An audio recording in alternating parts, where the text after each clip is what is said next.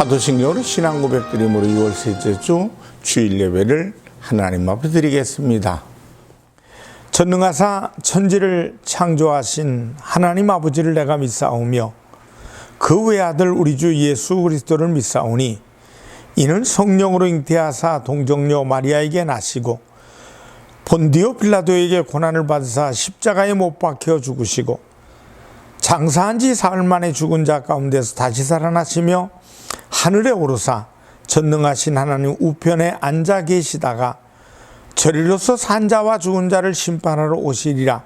성령을 믿사오며 거룩한 공회와 성도가 서로 교통하는 것과 죄를 사하여 주시는 것과 몸이 다시 사는 것과 영원히 사는 것을 믿사옵나이다. 아멘. 찬송가 323장으로 하나님께 영광을 돌립니다.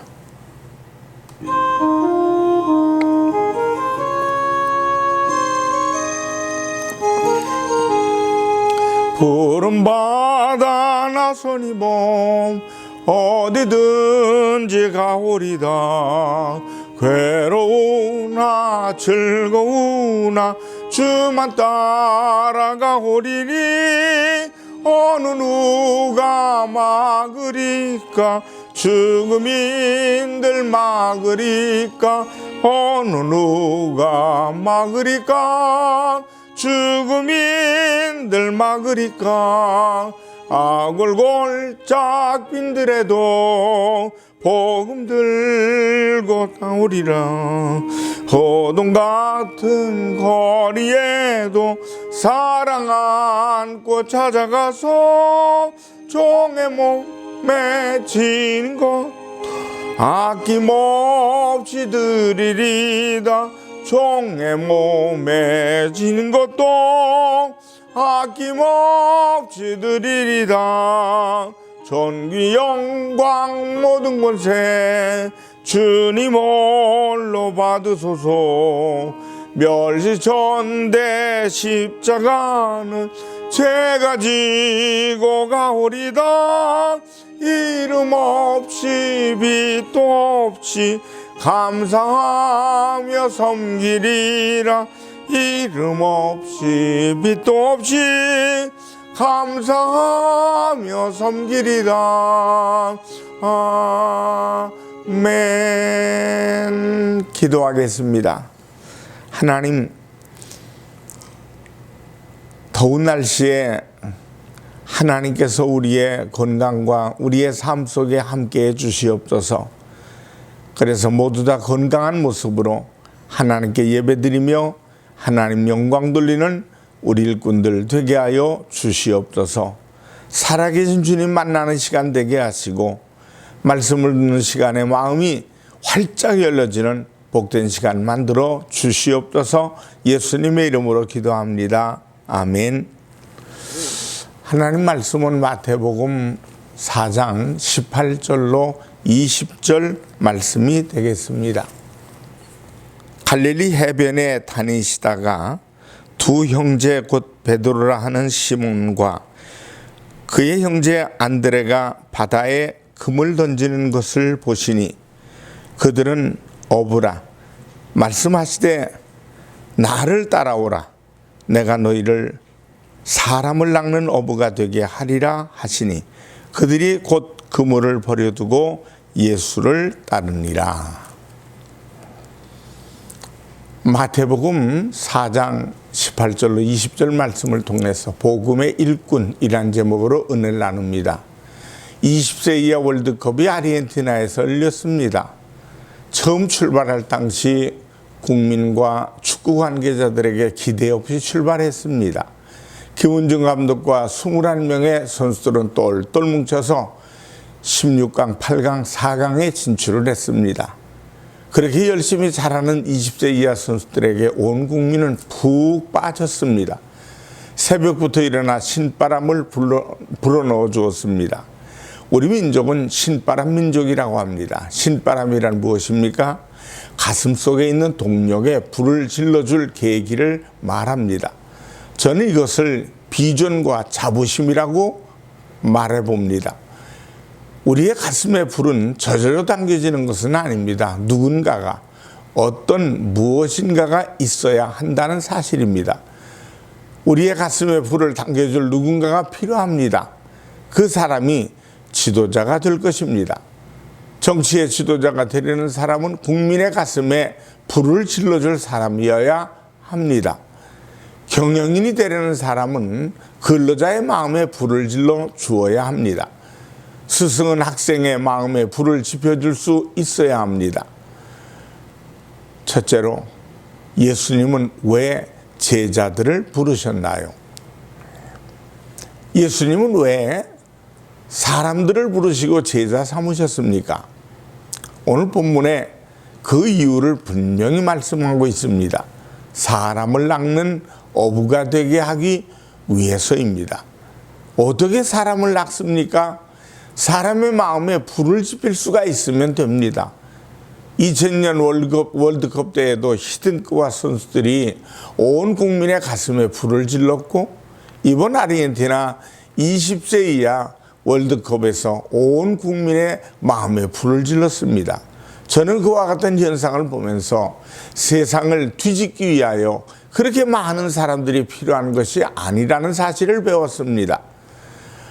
저는 이와 같은 생각을 하면서 예수님께서 자신을 따르는 수천 수만 명의 군중들에게 사역의 승부를 걸지 아니하시고 12명밖에 안 되는 제자들에게 사역의 승부를 거셨는지를 이해할 수 있었습니다. 왜 하나님께서 소돔과 고모라에서 의인 10명을 찾으셨는가를 알 수 있습니다. 잘 훈련된 축구선수 몇 명이 나라를 뒤집듯 잘 훈련된 제자 몇 명과 의인 몇 명이 나라를 살리고 이 땅에 하나님의 나라를 능히 건설할 수 있다는 사실입니다. 그러나 아무리 국민들이 신나고 즐겁고 행복해도 가장 신나고 즐겁고 행복한 사람은 국민들이 아닙니다. 가장 신나고 행복한 사람은 21세 이하 월드컵 대표 선수들과 저들을 훈련시킨 감독, 코치들입니다. 그 중에서도 골을 넣은 선수들일 것입니다. 저들은 아마 요즘 하늘을 떠다니는 것과 같은 흥분을 느끼고 있을 것입니다. 사람들의 마음에 지금 세상에서 가장 부러운 사람이 21세 이하 월드컵 축구 선수들입니다. 저는 21세 이하 월드컵 축구를 우리 인생에 비유해 볼 때 선수가 되고 싶지 관중이 되고 싶지 않습니다. 선수들 때문에 흥분하고 소리 지르는 행복한 관중이 되고 싶지 않습니다. 저는 온 국민을 신나게 하고 행복하게 하는 21세 이하 월드컵 대표 선수가 되고 싶습니다. 여러분은 어떠십니까? 여러분들은 월드컵 대표 선수들 때문에 흥분하고 소리 지르는 관중이 되고 싶습니까? 아니면 온 국민들을 흥분의 도가니로 몰아넣는 대표 선수가 되고 싶으십니까? 저는 한 번밖에 주어지지 않는 짧은 인생을 관중으로 살고 싶지는 않습니다. 좀 힘들고 어렵겠지만은 많은 사람들을 즐겁게 하고 신나게 하고 살만나게 하는 그런 삶을 살고 싶습니다. 저는 그것이 저와 여러분들을 부르신 예수님의 뜻과 기대라고 생각합니다. 예수님은 우리를 왜 부르셨습니까? 군중이 아니라 온 세계 사람들의 가슴속에 불을 지를 선수들로 부르신 줄을 믿습니다. 둘째로, 교회는 사람들의 가슴에 불을 지피는 곳입니다. 오늘날 올림픽 경기나 월드컵이 온 세계 국민의 마음을 사로잡고 있습니다. 전 세계의 사람들이 열광을 합니다.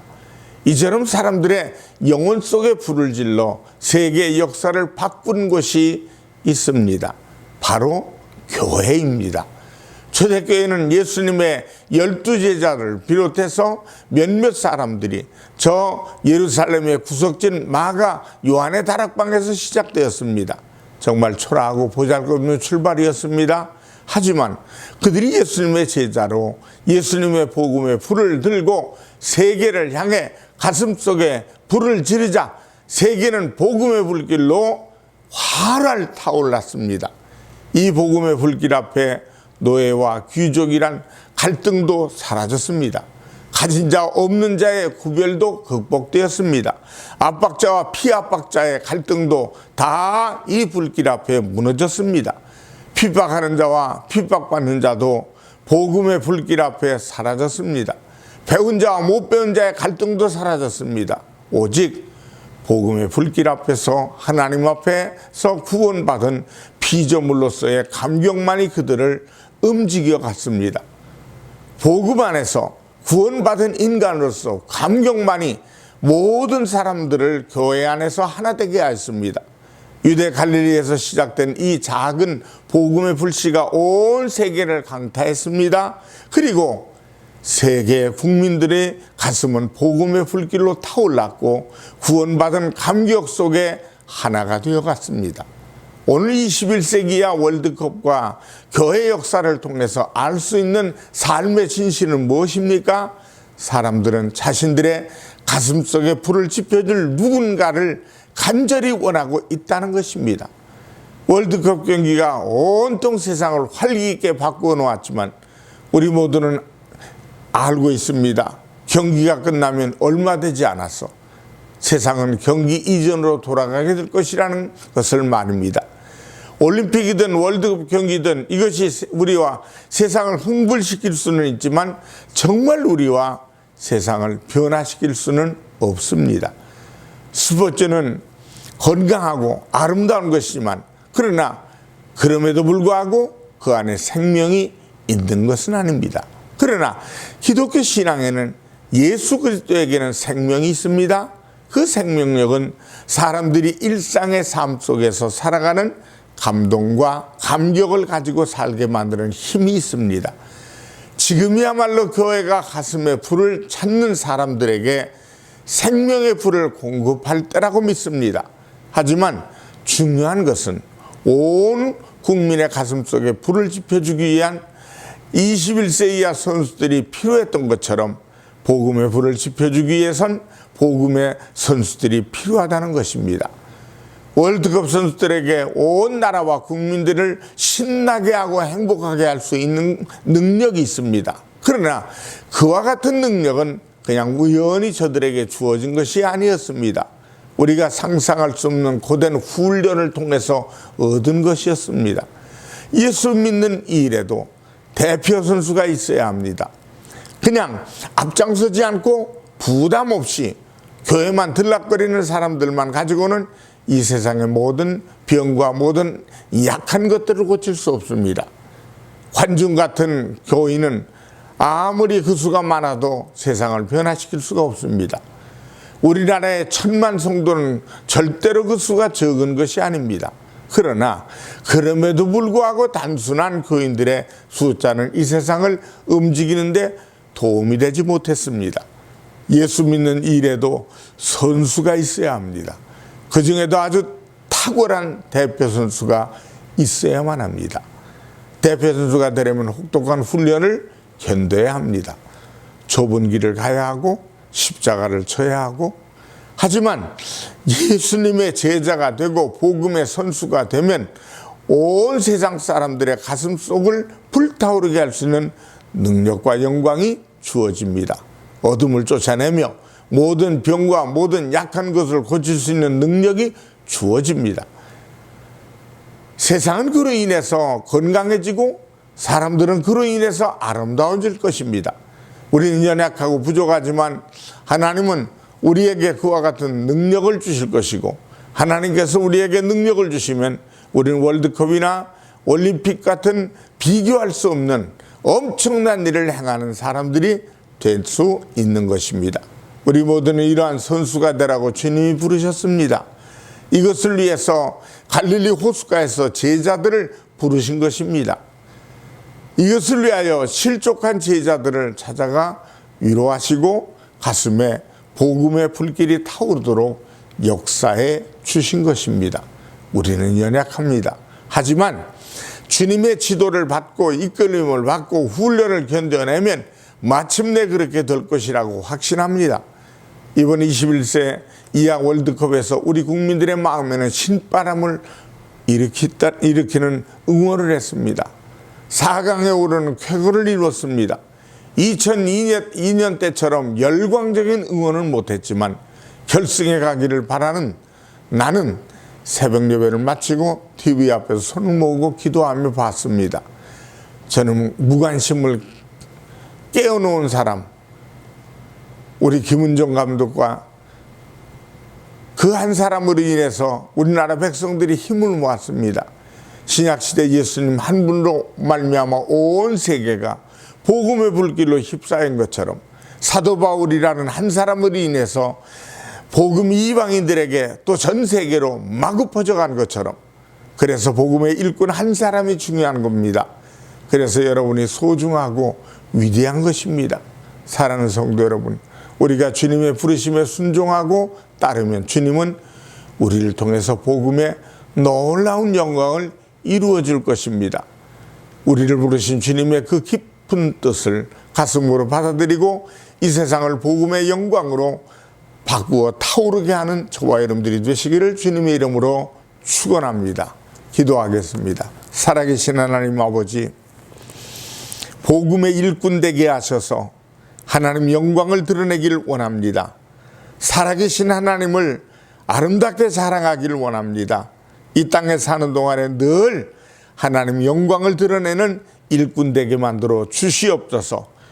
이제 세상을 변화시키는 능력의 사람들이 내가 부딪히는 처소, 내가 부딪혀오는 모든 곳곳마다 하나님 영광 드러나게 하여 주시옵소서. 예수님의 이름으로 기도합니다.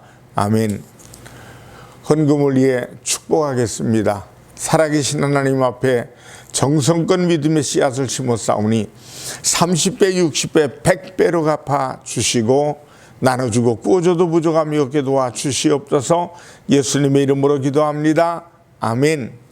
축도하겠습니다. 지금은 우리 주 예수 그리스도의 은혜와 하나님 아버지의 무한하신 사랑과 성령님의 충만 교통하심이 예배드리며 영광되는 모든 이들에게 이제부터 영원토록 함께 하시기를 간절히 축원하옵나이다. 아멘.